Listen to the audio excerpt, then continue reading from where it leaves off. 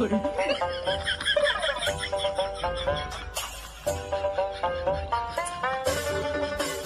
একটা মানুষকে বিয়ে করলাম, মানুষটাও ভালো তার গাড়িটাও ভালো।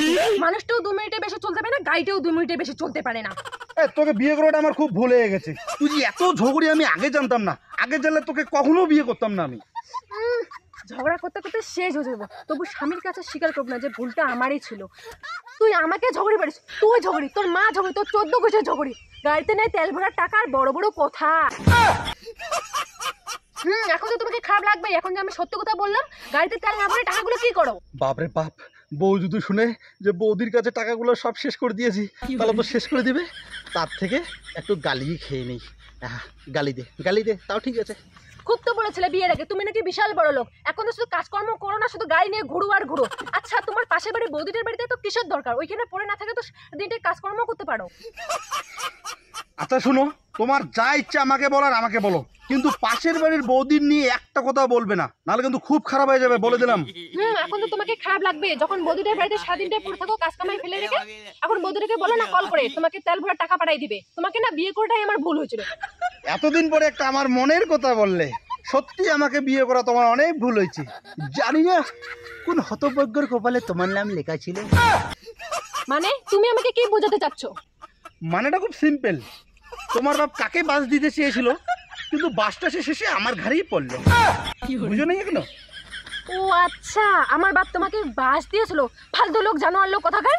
একটা গাড়িতে নাই তেল ভরার টাকা আর ও বড় বড় কথা। দেখো, তোমার সঙ্গে অযথা কথা বলার আমার কোনো সময় নেই। যদি এবার আমাকে গালাগালি করেছো, তাহলে তোমাকে এখানে রাইখে আমি চলে যাব।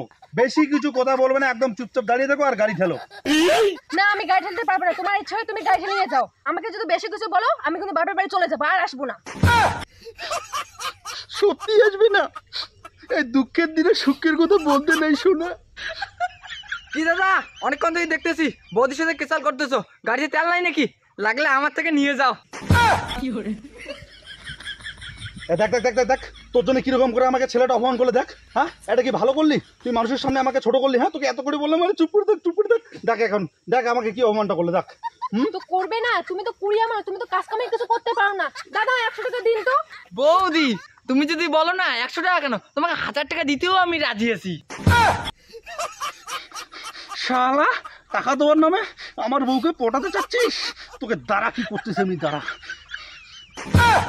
ওরে বাপ রে বাপ, দাদা তো মানে পুরো রাগ হয়ে গেছে। তাহলে এখানে আর থাকা যাবে না, এখান থেকে কেটে পড়তেই হবে। ও ভাই, দে না 100 টাকা। আমার বরটা না কুড়িয়া, কাজ কামাই কিছু করতে পারে না। আমার না হাইটে যাইতে যাইতে না পা ব্যথা হয়ে গেছে, গাড়িতে তেল ভরাবো।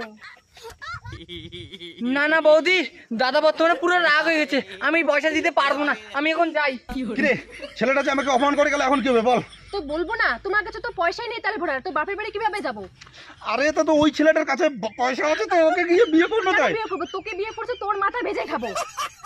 আমার বউয়ের তো পাপার স্বামীর সাথে ভালো ভালো বলছে, আমার সাথে বেশি লাগবে না কিন্তু। চুপচাপ চুপচাপ চুপচাপ, কোনো আওয়াজ করবি না।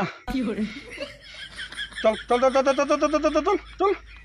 আবার দেখে রে বউয়ের কি করি আজকে।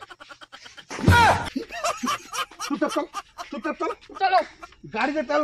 বউকে মারতে খুব ভালো লাগে না, উচিত কথা বলছি তো, এখন গায়ে লাগছে। আরে আমার কথা বলে রে, তুই কি ভালো ভালো যাবি না মার খাবি বল? নাহলে বাপের বাড়ি যাও, কিন্তু একবারে ক্যান্সেল করে দিব। আর কথা বলবি? চলো চুপচাপ তো, চুপচাপ গাড়ি ঢাল, চল। বেশি কথা বলে ব্যাং, আর বিয়ে করাটাই গন্ডগোল হয়ে গেছে। চুপচাপ চল।